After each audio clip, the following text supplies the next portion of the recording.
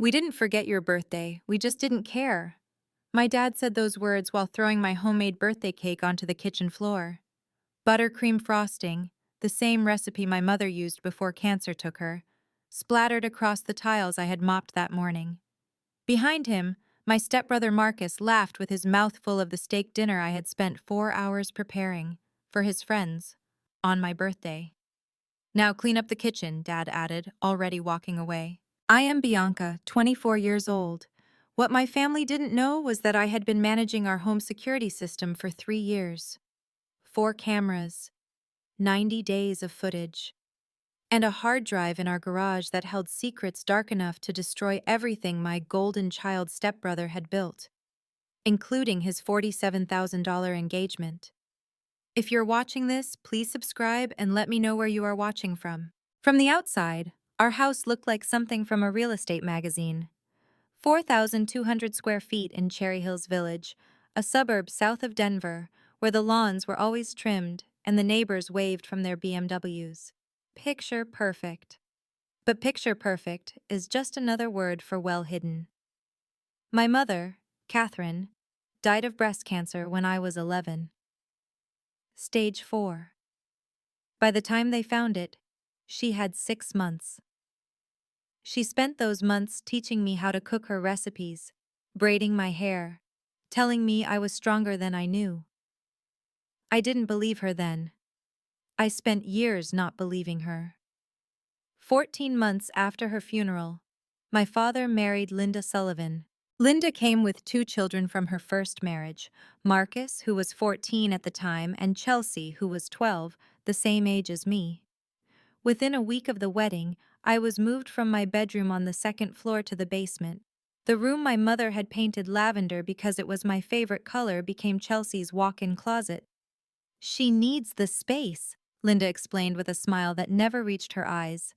You understand, don't you, sweetie? I understood. I just didn't have the words for it yet. My 12th birthday came 3 weeks after the move. No one mentioned it. No cake, no card, no acknowledgement that I existed beyond the dishes in the sink. That same month, Chelsea turned 13. Linda rented out the backyard, hired a DJ, and invited 50 kids from school. I watched from the basement window, eating leftover pizza I'd found in the fridge. That was the first year I learned the rules of my new family. Marcus and Chelsea were the children. I was something else entirely. By 13, my role in the household had crystallized into something with a schedule. Mondays through Sundays, breakfast by 7, dinner by 6:30. I cooked every meal. Linda claimed she had sensitive wrists that prevented her from kitchen work, though those same wrists managed fine when she was shopping or getting manicures. Laundry was my responsibility too. 4 people's worth, including Marcus's gym clothes that smelled like a locker room, had died. I ironed Gerald's shirts. My father insisted I call him that after the wedding, said Dad felt complicated now, and Linda's blouses. Vacuuming, mopping, bathroom scrubbing, yard work when the landscapers were too expensive this month. Marcus never lifted a finger. He'd leave dishes on the coffee table, plates crusted with food, and walk away knowing I'd clean up behind him. Once I asked him to put his plate in the sink. He laughed and said, "That's literally why you're here." Chelsea was subtler but no less cruel. She'd spill things and call for me. "Bianca, I dropped my smoothie," as if I were a servant on call. Gerald saw all of it. He said nothing. When I got accepted to the University of Colorado Denver with a 60% scholarship in cybersecurity, I thought things might change. I was the first in the family to earn academic merit. I'd studied through nights in that basement room, teaching myself to code on a second-hand laptop. Gerald's response, "At least you won't cost me too much. Marcus's MBA is expensive." Marcus, who'd gotten into a middling business school because Gerald donated $50,000 to their alumni fund. I did the math once. If I had been paid minimum wage for every hour of housework since age 13, the total would exceed $47,000. Instead, I got a cot in the basement and leftovers for dinner. What my family never understood or cared to learn was that those years in the basement had made me valuable in ways they couldn't see. I graduated from CU Denver with a 3.89 GPA in cybersecurity. While Chelsea was buying Instagram followers and Marcus was partying through his MBA program, I was learning how to protect systems, trace digital footprints, and verify data integrity that would hold up in court. By 24, I was an IT security analyst at Meridian Financial Services, earning $78,000 a year. My family thought I fixed computers. They had no idea what I actually did or what I was capable of. 3 years ago, Gerald decided he wanted a home security system. A professional installation would cost $2,500, cameras, monitoring, smart locks, the whole package. He balked at the price. "Can't you just do it?" he asked me during one of my rare dinners upstairs. "You're good with that tech stuff." I could have said no, I should have said no. But some part of me, the part still hoping to earn my place, agreed. I spent 2 weekends installing 4 high-definition cameras. One in the living room, one in the garage, one at the front door, and one covering the backyard. I configured a smart lock system with individual access codes for each family member. Every entry was logged with timestamps. And I set up a 4 terabyte hard drive in the garage that stored 90 days of continuous footage. Gerald never learned how to access any of it. He'd ask me to check the cameras whenever he thought he heard something outside, then promptly forget the system existed. The admin password, the backup codes, the entire digital infrastructure, all of it lived in my head alone. I hadn't planned to use it for anything. Not then. Marcus had been dating Rebecca Hayes for 2 years when they got engaged. She was 26, a marketing manager at her father's company, and the only person in Marcus's orbit who ever treated me like a human being. I remember the first time we actually talked. It was Christmas 2 years ago, and the house was packed with Gerald's business associates and their families. I was doing my usual routine, refilling drinks, clearing plates, being invisible, when Rebecca found me in the kitchen. "You're Bianca, right?" she asked, leaning against the counter. "Marcus's stepsister?" I nodded, bracing for whatever condescending comment would follow. Instead, she said, "He mentioned you work in tech security. That sounds fascinating. What exactly do you do?" No one in that house had ever asked me about my work. I stumbled through an explanation about network vulnerabilities and data protection. And Rebecca listened. Actually, listened. She asked follow-up questions. When I mentioned I'd built the home security system, her eyebrows rose with genuine interest. "That's really impressive," she said. And then, glancing around to make sure no one was watching, she handed me the last slice of pecan pie. "You should eat something. You've been working all night." Small kindness, enormous impact. Later that evening, I overheard Rebecca talking to Marcus in the hallway. "Doesn't it bother you that your stepsister does all the housework?" she asked. Marcus laughed. "She likes it, gives her something to do." Rebecca didn't laugh back. A few months before the engagement party, Rebecca and I crossed paths at a family dinner. She looked tired, distracted. When Marcus excused himself to take a call, she turned to me with an expression I couldn't read. "Does Marcus travel a lot for work?" she asked quietly. "His phone always seems to be off when he's away." I didn't have an answer then. I wish I had. December 7th, 2025. My 24th birthday. I woke up at 5 in the morning, which was nothing unusual. What was unusual was the flicker of hope in my chest.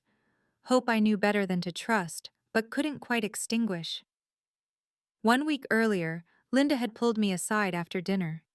"We should do something for your birthday this year," she said, her voice carrying that practiced warmth she used when she wanted something. "A small dinner, just family." Just family. As if I'd ever been included in that word. Still, I let myself believe. Maybe things were changing. Maybe 13 years was long enough for them to see me differently. I spent the morning baking a red velvet cake, my mother's recipe, the one she taught me during her last months. Cream cheese frosting, exactly the way she made it. The kitchen smelled like her for a few hours, and I let myself pretend she was there. By 10 in the morning, Linda appeared with a revised plan. "Marcus is having a few friends over tonight," she announced while scrolling through her phone. "I'll need you to help with the food. Nothing fancy, just steaks, potatoes, a couple sides. Maybe 12 people? But, I started, you can do your birthday thing after. It's not a big deal, right? It wasn't a question.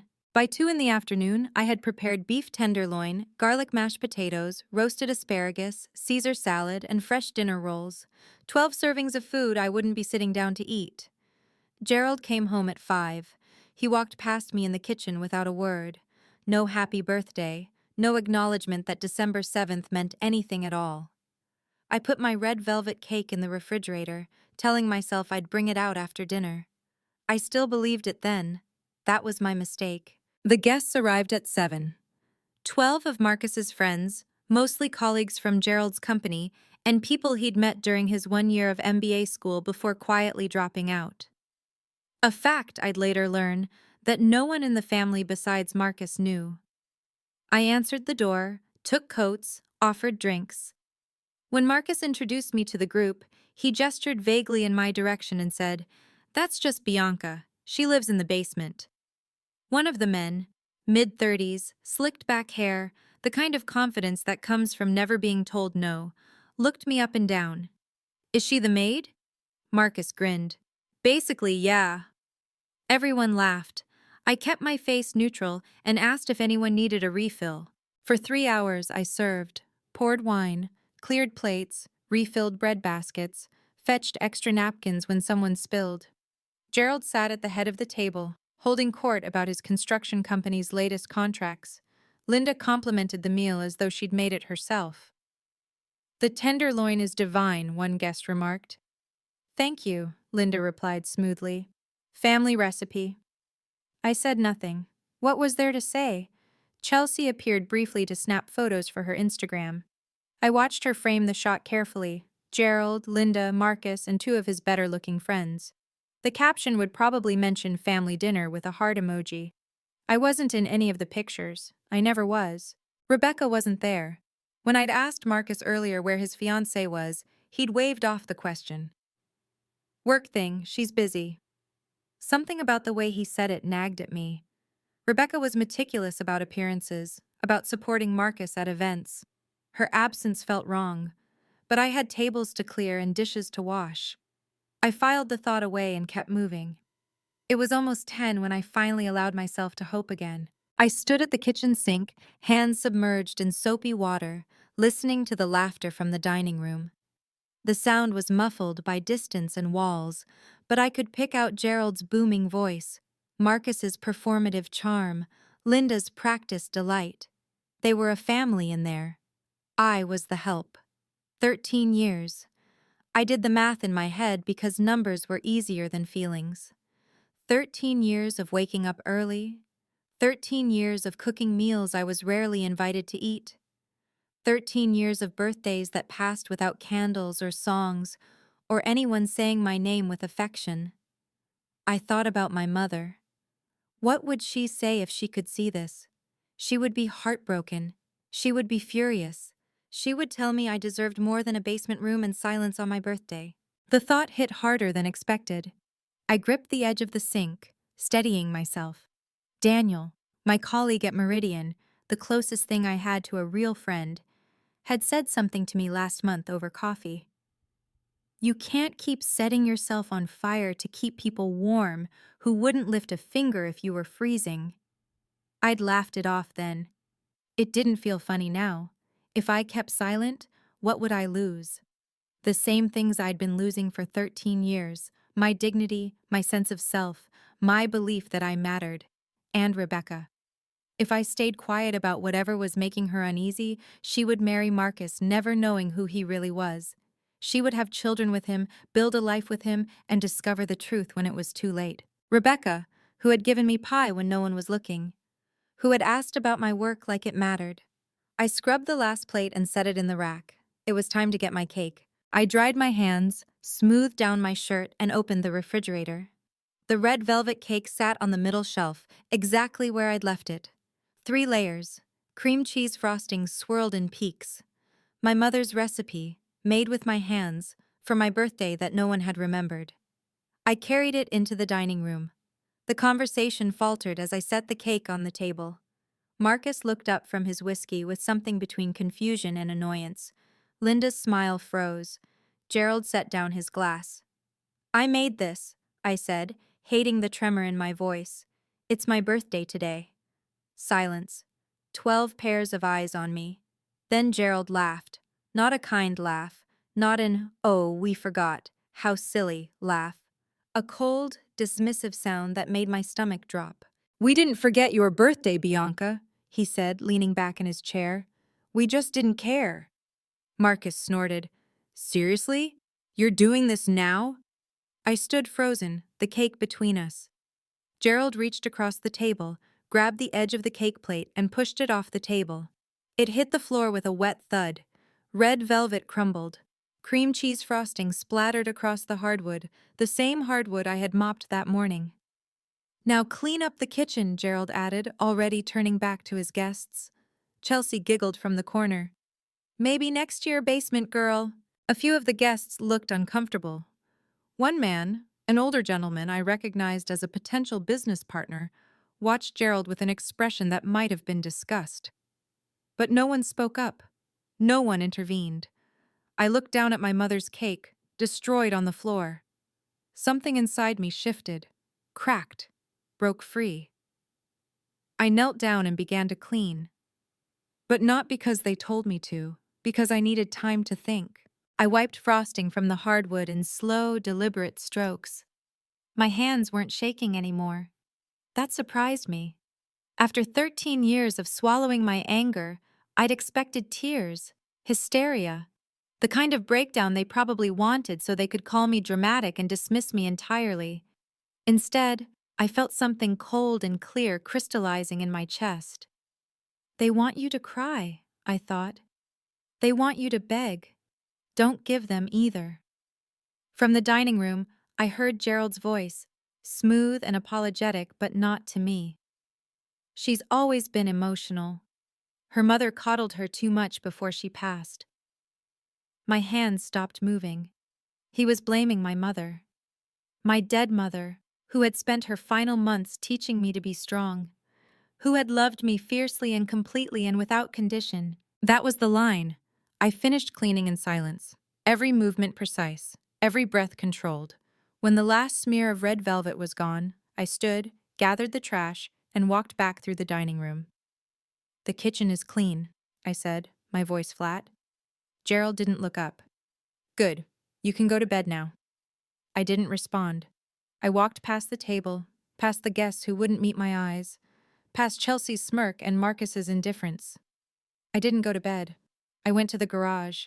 The door closed behind me, sealing out the noise of the dinner party. The space was cold, smelling of motor oil and concrete.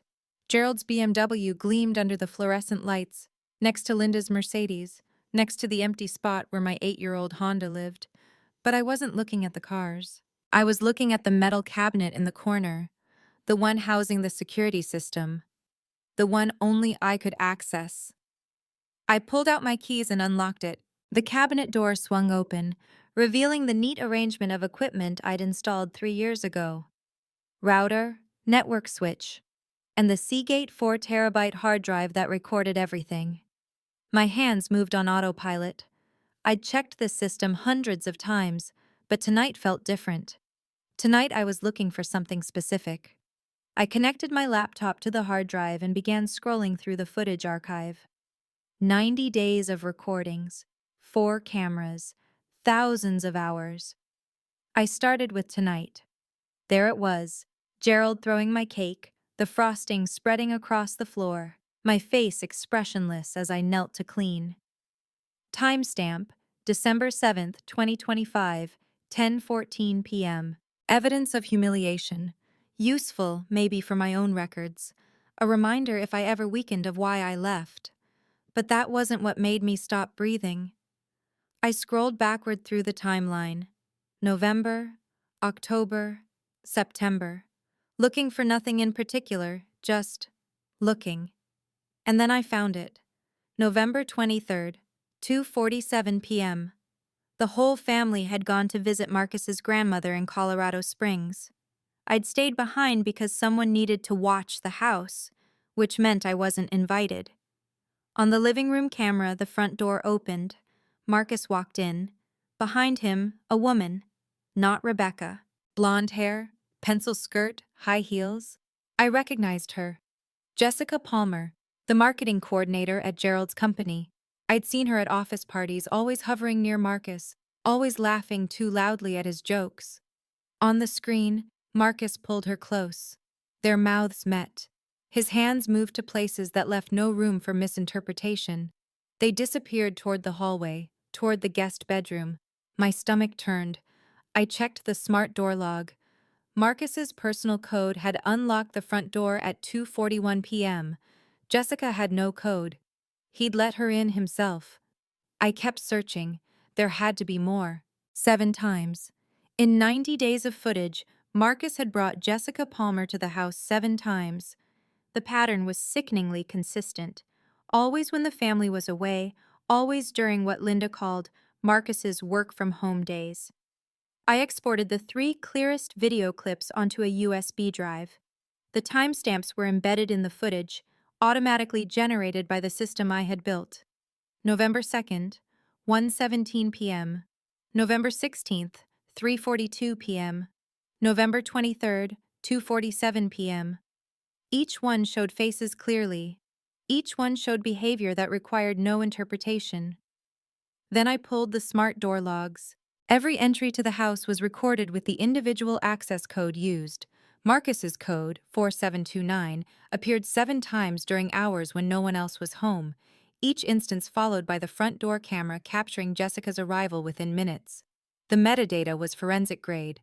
I'd designed it that way because Gerald had once accused the landscapers of stealing a garden hose, and he'd wanted proof. He got his proof. The landscapers were innocent. I copied the door logs to the USB alongside the videos. My hands were steady. That surprised me. I'd just discovered my stepbrother was cheating on the only person in his life who had shown me kindness, and my hands were steady. But my mind was racing. What was I supposed to do with this? Rebecca deserved to know. That wasn't even a question. She was 6 weeks away from marrying a man who had cheated on her at least 7 times in 3 months. She had put down $47,000 on a wedding at the Broadmoor. But was it my place? Did I have the right to destroy her future based on footage I'd accessed from a system I managed? I needed a second opinion. I needed someone who understood evidence. I needed Daniel. Daniel Reeves answered on the 3rd ring. Bianca? His voice was rough with sleep, then sharpened with concern. It's 11 at night, on your birthday. What's wrong? I almost laughed. Of course Daniel remembered my birthday. He'd left a card on my desk that morning, which I'd hidden in my bag before anyone could see and ask questions. I need to ask you something, I said, keeping my voice low even though I was alone in the garage. About data integrity. A pause. I heard him sitting up, sheets rustling. Okay, shoot. If someone had security footage, home system, not professional, could the metadata be faked? The timestamps? The authentication markers? Depends on the system. I could hear him thinking, slipping into work mode. If it's consumer grade, maybe. If it's properly configured with hash verification and embedded timestamps. He trailed off. Wait, are you talking about the system you built at your dad's house? Yes. Then no. That footage would hold up in court. You designed it that way, remember? After your dad accused the landscapers? I remembered. Bianca. Daniel's voice shifted again. What happened tonight? What did they do? I told him. The cake, the words, the floor, and then haltingly what I'd found on the footage. He was silent for a long moment when I finished.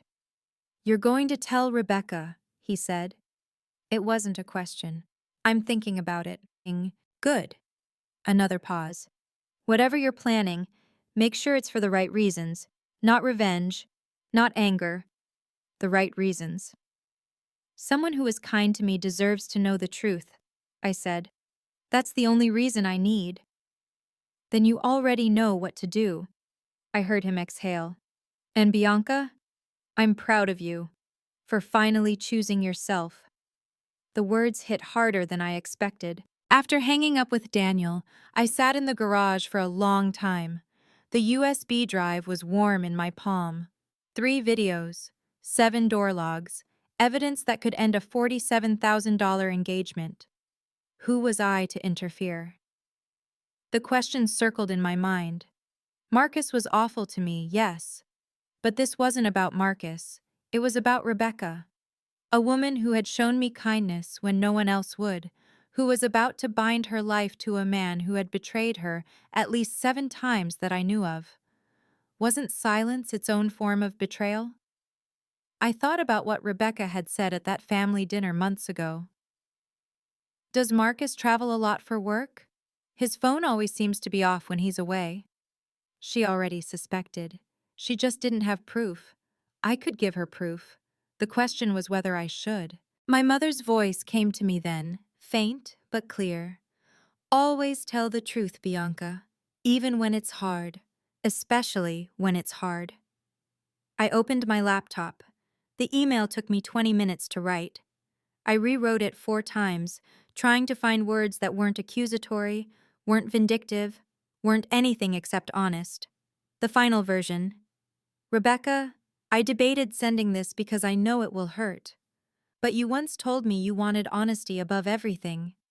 The attached files are from our home security system.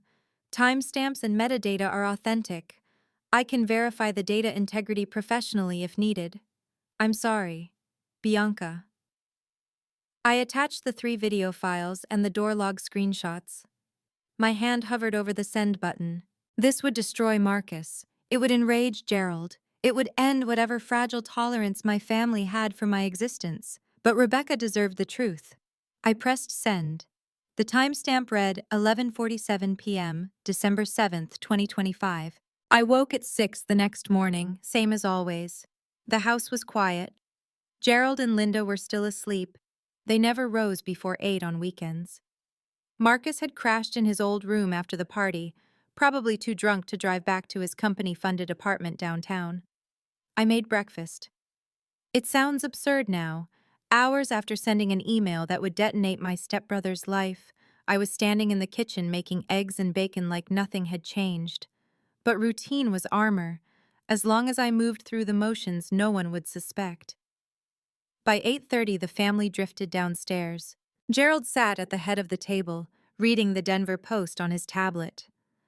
Linda scrolled through her phone, making notes about the engagement party scheduled for next week. Chelsea appeared in yoga pants, already complaining about the coffee temperature. Marcus was last, looking rough. He grabbed a plate without acknowledging me, slumped into his chair, and pulled out his phone. His phone buzzed. He ignored it. Buzzed again. Ignored. The third buzz made him glance at the screen. Something flickered across his face, confusion maybe, before he silenced it and shoved the device in his pocket. Who keeps calling? Linda asked absently. No one. Work stuff. I poured myself coffee and sat at my usual spot at the corner of the table, close enough to be on call, far enough to be invisible. Gerald was discussing the engagement party, the venue reservation, the guest count, the importance of impressing Thomas Hayes. This investment could take the company to the next level, he said. 2.3 million. We need everything to be perfect. I sipped my coffee. They had no idea that the email I'd sent 8 hours ago would arrive in Rebecca's inbox before their breakfast was finished. I almost felt sorry for them. Almost. Before I tell you what happened when Rebecca read that email, I want to ask you something. Have you ever discovered a secret that changed how you saw someone? Someone you trusted, someone you thought you knew? Comment below and tell me your story. And if you haven't subscribed yet, now is the time. Because what happens next is something you don't want to miss. I learned what happened next from Rebecca herself, weeks later. She was getting ready for work that morning, December 8th, 7:30 a.m., when she checked her email. A message from an address she recognized, my work email at Meridian Financial. The subject line was empty. She told me she almost deleted it, almost dismissed it as spam or some automated system notification, but something made her open it. I debated sending this because I know it will hurt. Rebecca said her first instinct was denial. Bianca must have made a mistake. The footage must be old or edited or taken out of context. Then she watched the first video. November 2nd, 1:17 p.m.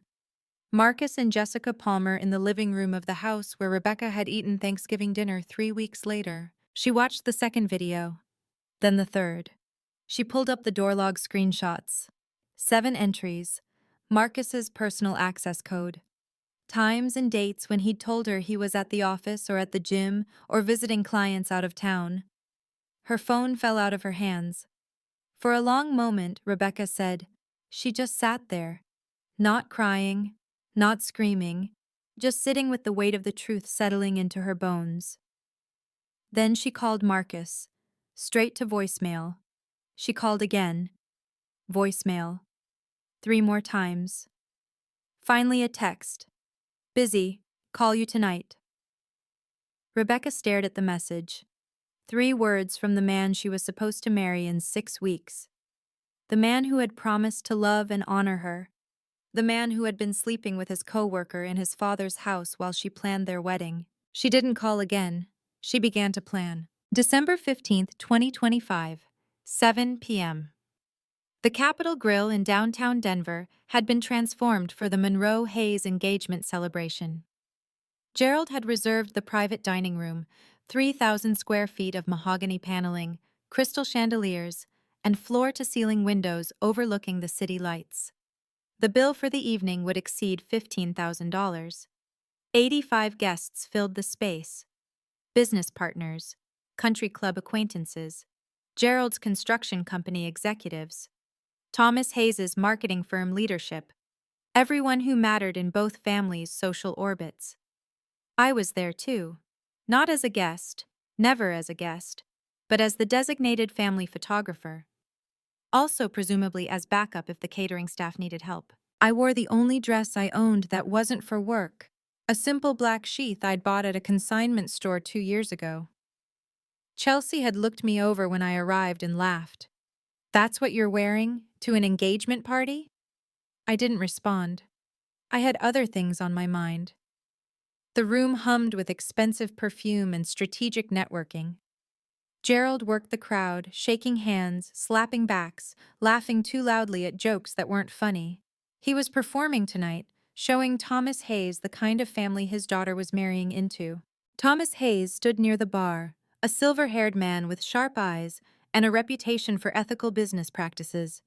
His company was worth $60 million. The $2.3 million investment Gerald wanted represented pocket change to him, but it would transform Monroe Construction from a regional player into something significant. Marcus circulated through the room with a confidence that turned my stomach. He was wearing a $3,000 suit Gerald had bought him, accepting congratulations, playing the golden child to perfection. Rebecca hadn't arrived yet. No one seemed worried.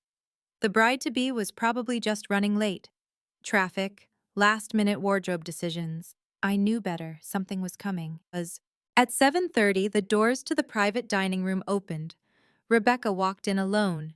She wasn't wearing the designer dress she'd shown me weeks ago, the emerald green one that cost more than my monthly rent.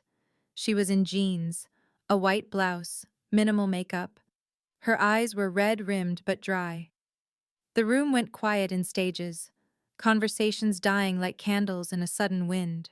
Marcus saw her first. His champagne glass froze halfway to his lips. "Rebecca? What? Why are you—" She walked toward him. Steady, deliberate. The crowd parted without being asked. "Rebecca, please." Marcus's voice dropped low, urgent, panicked. "Let me explain." "Explain what?" She pulled out her phone. "This?" The room had a presentation screen connected to a wireless system. Gerald had insisted on it for his speech. Rebecca's phone synced with a single tap, and suddenly the footage was everywhere. Marcus, Jessica Palmer, the living room of Gerald's house. Timestamp, November 23rd, 2:47 p.m. No one breathed. For 8 seconds, the only sound was the video, muffled audio, unmistakable visuals. Then the screaming started. "What the hell is this?" Gerald lunged toward the screen. Thomas Hayes stood frozen, his face cycling through disbelief, fury, and something that looked like nausea. Rebecca's voice cut through the chaos. "This is your son, Mr. Monroe, in your house, with his co-worker." She paused. 7 times in 90 days. She turned to Marcus, who had gone the color of old milk. "The wedding is off. The engagement is off." Her voice was steady as steel. "We're done." In one fluid motion, she pulled the ring from her finger and placed it on the table in front of him. The silence that followed was deafening. Then I noticed something that made my stomach drop. Jessica Palmer was standing by the bar, at the party, watching herself on screen. Gerald's face had gone purple. This is clearly a misunderstanding." He was stammering, something I'd never seen him do. The man who controlled every room he entered was losing control of this one by the second. "A misunderstanding?" Thomas Hayes stepped forward, and the temperature in the room seemed to drop 10 degrees. "I just watched your son cheat on my daughter, in your house, on footage you apparently had access to." "Tom, please, this is a family matter." "A family matter?" Hayes's voice rose. "I was going to invest $2.3 million in your company, Gerald. I was going to trust you with my money, my reputation, and this is the family I would have been tied to?" Gerald opened his mouth, but no words came out. Linda tried next, grabbing Marcus's arm and pulling him toward the door. "We need to leave. This isn't the place." "No." Rebecca blocked their path. "Everyone here deserves to know who they're really doing business with." She turned to Gerald, and something cold flickered in her eyes. "You knew about Jessica, didn't you? The late nights at the office? The mentoring sessions Marcus told me about?" Gerald's silence was answer enough. "That's what I thought." Chelsea pushed forward from the crowd, her face flushed. "This is insane. Who even recorded this? How did you—" Rebecca cut her off without looking at her. "Your stepsister, the one you call the maid, the one who built your entire security system because your father was too cheap to hire professionals." 85 pairs of eyes swiveled toward me. I was standing near the back wall, camera still in my hands. For 13 years, I had been invisible in this family. Background noise, the help. Now everyone was looking. I didn't look away. Gerald's face contorted as he turned toward me. "You did this?"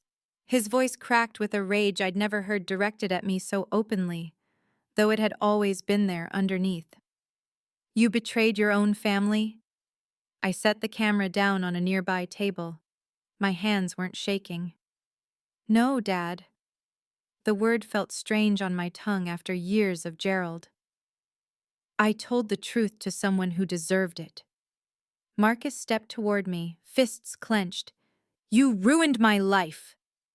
"You ruined your own life, Marcus." My voice was calm, level. "I just documented it."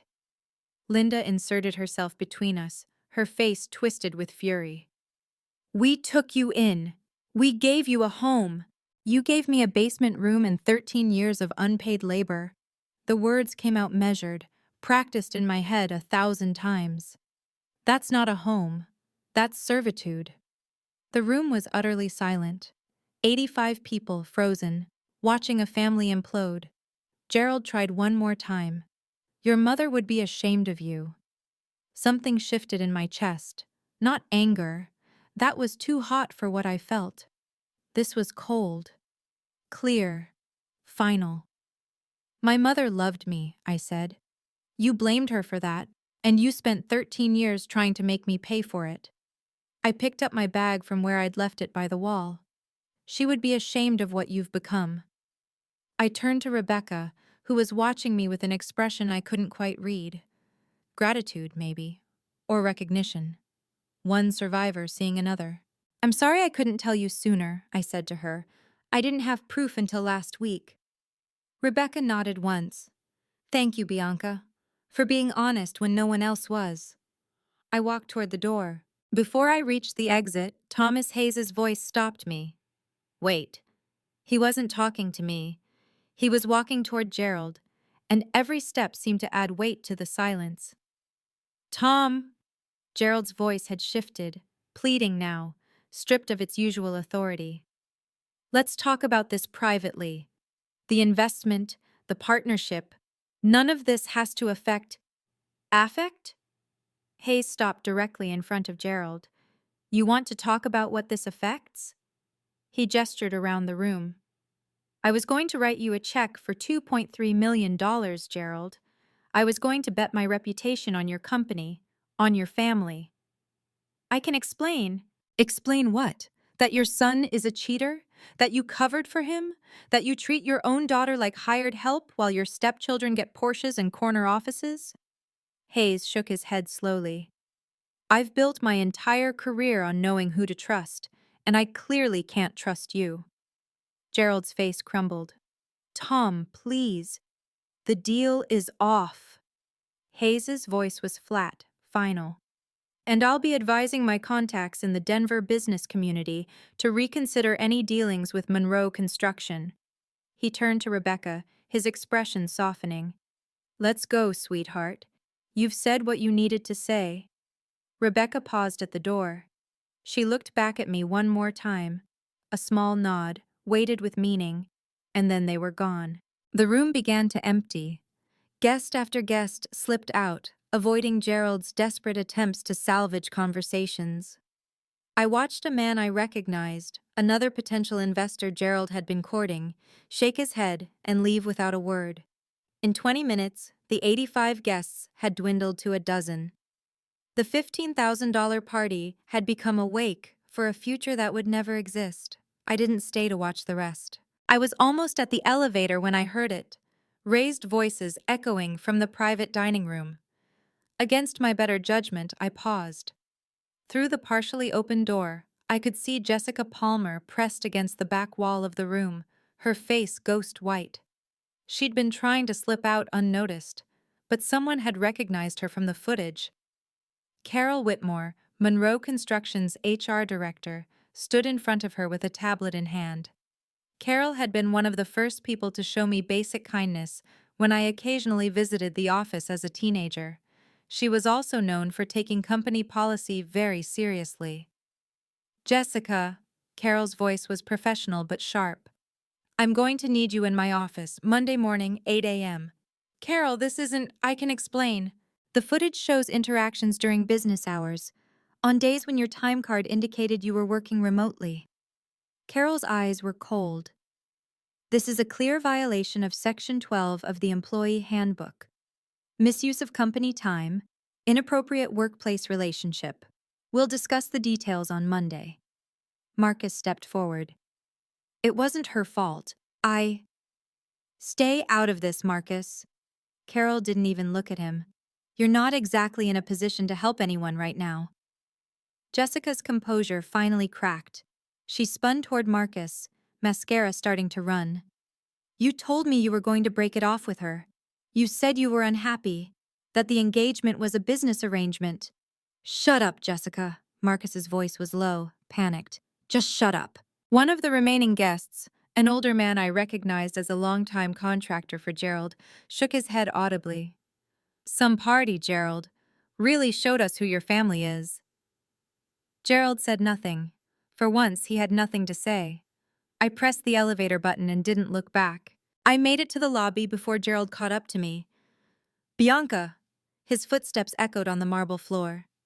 Bianca, stop! I kept walking toward the parking garage entrance. He grabbed my arm, spinning me around. For a moment, I saw something in his face I'd never seen before. Fear. Raw, unconcealed fear. You can't just leave. His voice was hoarse. Where will you go? I pulled my arm free. I've been paying rent on an apartment for 6 months. I just never had the courage to move in. His mouth opened, closed, opened again. 6 months? You never... Why didn't you say anything? When would I have said it? Between cooking your dinner and ironing your shirts? I stepped back, putting distance between us. You never asked what I did with my life because you didn't care. That's not... He stopped. Even he couldn't finish that lie. What about the house? Gerald's tone shifted, grasping now, desperate. The security system, the passwords, you can't just. I changed the admin password last night. I almost smiled. Almost. You'll need to hire a professional to reset the whole system. Should cost about $2,500, the same amount you didn't want to pay 3 years ago when you made me do it for free. We're your family. The word hung between us. No. I shook my head slowly. You're the people I share DNA with. Family doesn't treat each other like this. I turned and walked into the parking garage. The December air was sharp, biting, clean. My car, my 8-year-old Honda with the dented fender, waited in the far corner where I always parked, away from the expensive vehicles that mattered. I unlocked the door, slid into the driver's seat, and sat there for a moment. Then I started the engine and drove toward my future. Right now, take a moment to think. Is there a boundary you've been afraid to set? A truth you've been afraid to speak? Comment freedom below if you've ever walked away from something toxic or if you're planning to. And don't forget to subscribe so you don't miss how this story ends. Trust me, the aftermath is something. My apartment was in Capitol Hill, a studio on the 4th floor of a brick building that had been converted from an old warehouse. 600 square feet, one room, one bathroom, a tiny kitchen with a 2-burner stove. It was the most beautiful place I'd ever seen. I'd signed the lease in June, during a lunch break when I'd finally admitted to myself that I couldn't keep living in that basement. For 6 months, I'd been paying $1,200 a month for an empty apartment, an escape hatch I was too scared to use. Tonight I used it.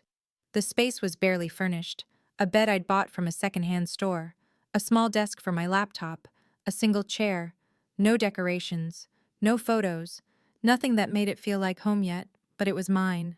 I sat on the floor with my back against the wall and let the silence wash over me. No Linda calling me to clean something. No Gerald criticizing my work. No Chelsea making snide comments about my clothes or my hair or my existence. Just quiet. My phone buzzed. A text from Daniel. Saw what happened on social media. Proud of you. Breakfast tomorrow? Someone had already posted about the party. Of course they had. 85 witnesses, and at least one of them had been recording. I typed back, yes, 9 a.m. 3 dots appeared. Then, sleep well, Bianca. You earned it. I set the phone down and looked out the window. Denver's lights glittered below, millions of people living their lives in a city that didn't know my name. For the first time in 13 years, I had nothing to clean, no one to serve, nowhere to be, except exactly where I wanted. I closed my eyes and I slept. The next morning, I woke to gray light filtering through curtainless windows. For a disorienting moment, I didn't know where I was. The ceiling was too high, the walls were too quiet. Then memory returned, and with it, a strange lightness I didn't quite trust. I made coffee on my 2-burner stove and sat at the desk with the USB drive in my hand. 3 videos, 7 door log entries, evidence that had already detonated my stepbrother's engagement and my father's investment deal. But this same evidence could do more damage if I wanted it to. I could post it online, upload it to every social media platform where Gerald's business partners might see it, email it to the Denver Business Journal with a detailed timeline of the cover-up. I could ensure that Marcus never recovered his reputation, that Gerald's company collapsed entirely, that the whole rotten structure of my family's facade came crashing down. I could destroy them. The thought was tempting. I won't pretend it wasn't. 13 years of swallowed anger doesn't disappear overnight. But I thought about my mother, about what she would want me to be. She wouldn't want me to become someone who pursued destruction for its own sake. She would want me to tell the truth, which I had, and then to let go. I plugged the USB into my laptop and reformatted it. The files vanished, deleted, not to be recovered. The original hard drive was still in Gerald's garage. He could do what he wanted with it. Delete it, keep it, throw it in the trash. I didn't need it anymore. I'd kept one backup, encrypted and stored in a secure cloud account, just in case they tried to rewrite history. Just in case anyone questioned whether I'd been telling the truth. But I had no intention of using it. Not unless they forced my hand. Justice. not revenge. That was the line. By Christmas, the fallout had become quantifiable. Gerald lost the Hayes investment, $2.3 million that would have expanded Monroe construction into commercial development. He also lost the Whitfield contract, an $800,000 renovation project. James Whitfield had been at the engagement party. He'd watched the footage. He'd walked out without saying goodbye. The company was forced to lay off 4 employees in the week before Christmas. Gerald blamed market conditions in the email announcement. Everyone knew the truth. Marcus's Vice President of Operations title evaporated along with his company-funded apartment downtown. He moved back into Gerald's house, into my old basement room, as it turned out, since Chelsea had claimed his old bedroom years ago. The Porsche was sold to cover debts I suspected had accumulated during his year of fake MBA enrollment. Jessica Palmer was terminated on December 18th for violating company policy regarding workplace relationships and misuse of company time. According to Carol Whitmore, the termination was processed without severance. Jessica had apparently tried to claim wrongful dismissal, but the time-stamped footage made her case untenable. Linda and Chelsea had to cancel their planned Aspen ski trip. The family credit cards had been frozen pending a review of expenses that Gerald, suddenly anxious about appearances, insisted was routine. Rebecca got her $47,000 deposit back from the Broadmoor. The venue's cancellation policy included a clause for termination due to infidelity, apparently not an uncommon occurrence among their clientele. I learned all of this secondhand through news snippets and social media posts, and eventually through Rebecca herself. I didn't seek out updates on my family. I didn't need to. The Denver Business Journal ran a brief item about internal restructuring at Monroe Construction. No names were mentioned, but the timing was unmistakable. The truth had done its own work. My phone became a battlefield I chose not to engage. 47 missed calls in the week after the engagement party. Gerald, Linda, Marcus, Chelsea, all of them, cycling through my voicemail like they had suddenly remembered I existed. The text messages were worse. Gerald, we need to talk. You're still my daughter. No apology. No acknowledgement of what he'd done. Just an assertion of biology, as if DNA alone entitled him to my attention.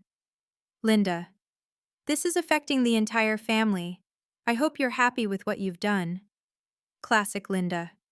Everything was about impact on her children, on the comfortable life she'd built on the foundation of my labor. Marcus. You think you're so smart? You ruined everything. I hope this was worth it. I stared at that message for a long time. Worth it. As if my integrity had a price tag. As if Rebecca's right to know the truth could be weighed against Marcus's right to deceive her. Chelsea. Selfish. Just like your mother. That one hurt. Chelsea had never known my mother, had only heard whatever version of her Linda had constructed. Using her name as an insult was a new low, even for Chelsea. I read every message. I didn't respond to any of them. Then I blocked Marcus and Chelsea's numbers. Whatever they had to say, I didn't need to hear it. I kept Gerald's number unblocked. Not because I had hope. Hope had died on the floor of that dining room along with my birthday cake. But because some small, stubborn part of me wanted to leave the door open.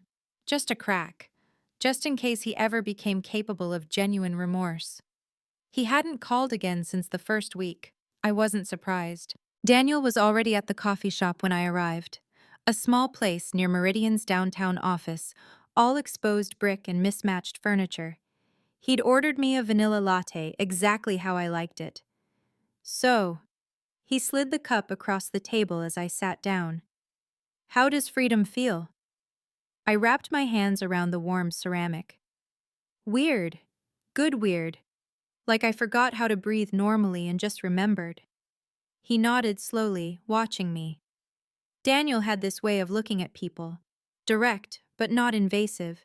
Like he was really seeing you, not just waiting for his turn to talk. You did the right thing, he said. Rebecca deserved the truth. I keep second-guessing myself. The words came out before I could stop them. Was it my place to interfere, to decide what she needed to know? Bianca. Daniel leaned forward. You saw someone about to be hurt. You had evidence. You acted. He paused. That's integrity, not interference. I wanted to believe him. I was trying to believe him. You remember that senior position I mentioned a few months ago? Daniel's tone shifted, casual but deliberately so. Security analyst lead, 95,000 plus benefits. The posting went up last week. I looked up. You're not serious. I'm serious. And I already talked to Jennifer in HR. She wants you to apply. He smiled slightly. I may have mentioned you built a forensic-grade security system in your spare time. She was impressed. Daniel, don't say no yet. Just think about it. He reached across the table and squeezed my hand briefly. You've spent 13 years taking care of people who didn't appreciate you. Maybe it's time to let yourself be appreciated. I didn't have an answer for that. Not yet. But I didn't say no. Rebecca called on Saturday evening. I almost didn't answer. Her number was unfamiliar, and I'd been screening calls obsessively since the engagement party. But something made me pick up. Bianca? Her voice was different than I remembered. Stronger, maybe? Or just clearer. I wasn't sure you'd answer. I almost didn't. I tucked the phone between my ear and shoulder, curling up on my second-hand bed. How are you? A soft laugh. That's a loaded question, but better than I expected. Better than I have any right to be, probably. You have every right. Silence stretched between us, but it wasn't uncomfortable. I wanted to thank you properly, Rebecca said. Not in a crowded restaurant or over text, properly. You don't have to. You don't. I do, her voice firmed.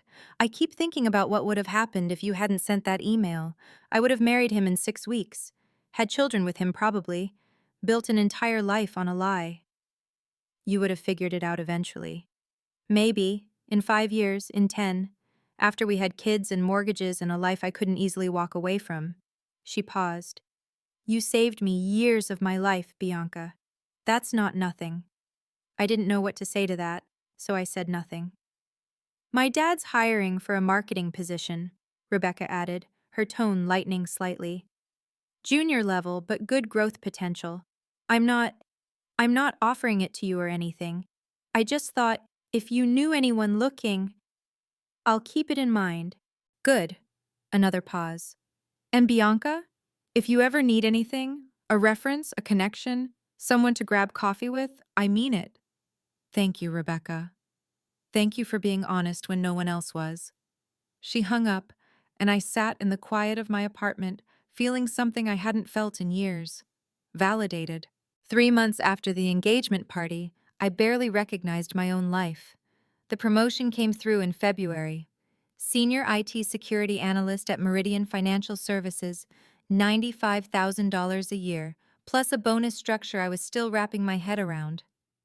My new office had a window, an actual window, with a view of the mountains on clear days. My apartment had transformed too. I'd bought a real couch, not second-hand but new, from an actual furniture store. A bookshelf that I was slowly filling with novels I'd always wanted to read but never had time for. Curtains, throw pillows, small things that made the space feel like mine. I'd started therapy in January. Dr. Patterson, a woman in her 50s who specialized in family trauma. Our first session, I'd talked for 50 minutes straight without pausing. She'd handed me a tissue box and said, "It sounds like you've been waiting a long time to tell someone your story." She wasn't wrong. Gerald's company had lost 30% of its revenue. The Denver Business Journal ran a follow-up piece about challenges facing regional construction firms, and Monroe Construction was mentioned by name. Gerald had been forced to downsize, selling the Cherry Hills house and moving into a townhome in Centennial. Marcus was working at a car dealership. I'd heard this from a former colleague of Gerald's who I'd run into at a coffee shop. He'd seemed embarrassed to share the gossip, but also clearly wanted me to know. I didn't feel triumphant hearing it. I didn't feel much of anything, actually. Marcus's fall was a consequence of his own choices. I had simply been the messenger. My mother's recipe box sat on my kitchen counter now, the one I'd retrieved from the basement before leaving. I cooked for myself, finally. Not for people who didn't appreciate it, for me. The email arrived on a Tuesday evening in March. I was making dinner. My mother's chicken cacciatore, a recipe I'd only recently felt ready to attempt again, when my phone buzzed with a notification. Gerald Monroe, subject line empty. I almost deleted it unread, almost. But that stubborn part of me, the part that had kept his number unblocked, made me open it. Bianca, I know I have no right to ask for anything. What happened at the party? What happened in the years before? I've had time to think. I failed you. I failed your mother's memory. I let Linda and her children come first because it was easier than facing how much I missed Catherine, and I made you pay the price for my grief. I don't expect forgiveness. I'm not sure I deserve it. But if you ever want to talk, I'll listen. No excuses, no justifications, just listening. Dad. I read the email 3 times. He didn't say, "I'm sorry." He said, "I failed," which was acknowledgement without apology. A step, but not a complete one. I let the email sit for a week, thought about it during therapy, talked through it with Dr. Patterson, who asked what I wanted from a potential relationship with Gerald. I didn't have a clear answer, but I knew what I didn't want: to return to what we'd had before. On Sunday, I replied, "Dad, I received your email.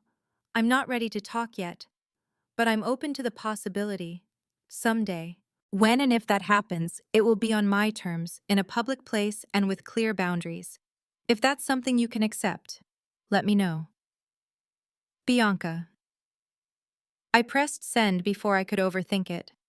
The door wasn't open, but it wasn't completely closed either. That was enough for now. December 7th, 2026, my 25th birthday. No basement, no forgotten cake, no dining room full of people who didn't know my name. Instead, I was at a small bar in Lodo.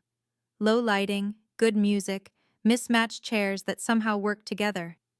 4 people sat around a table with me: Daniel, Rebecca, and 2 colleagues from Meridian who had become genuine friends over the past year. The cake was red velvet. My mother's recipe, but baked by a local bakery this time. Not because I couldn't do it myself, but because I didn't have to anymore. I could pay someone else to do it. I could let myself be taken care of for once. Rebecca handed me a gift wrapped in silver paper. "For the next chapter," she said. Inside was a leather-bound journal, soft and expensive and blank, waiting for whatever I wanted to write. Daniel raised his glass. "To Bianca, the most honest person I know." "To Bianca," the others echoed. I blew out the candles on my cake, 25 small flames that flickered and died with a single breath. I didn't make a wish. Wishes were for people who needed magic to change their lives. I had changed my own. Later, after the drinks and the laughter and the hugs goodbye, I walked home through the December cold. Denver's lights glittered around me, and my breath fogged in the air, and I felt something I hadn't felt in a very long time. Whole. Last year, my birthday ended with cake on the floor and words I'd never forget. This year, it ended with people who chose to be there, celebrating someone they actually knew. I unlocked my apartment door, stepped inside, and smiled. This was my life now. I had built it myself. For 13 years, I believed that if I just tried harder, they would love me. I was wrong. Some people don't want to love you. They want to use you. And no amount of effort, no number of perfectly cooked dinners or spotless floors or swallowed complaints will ever change that. The hardest part wasn't leaving. It was accepting that I deserved to leave.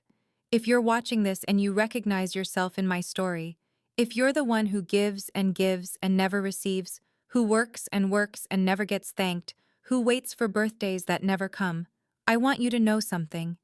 You are not a burden. You are not less than. You are not responsible for other people's inability to see your worth. Sometimes, the most loving thing you can do is walk away. Sometimes, setting a boundary is the same as saving your life. And sometimes, the truth is all the revenge you need. You teach people how to treat you. It took me 24 years to learn that lesson. Don't let it take you that long. Thank you for watching my story to the end. If it resonated with you, please leave a comment and tell me your experience. Have you ever had to walk away from people who were supposed to love you? What gave you the courage to leave? Or what's holding you back? Subscribe to this channel for more stories like mine, and check the description for more videos you might enjoy. Remember, your worth is not determined by how others treat you, it's determined by how you treat yourself.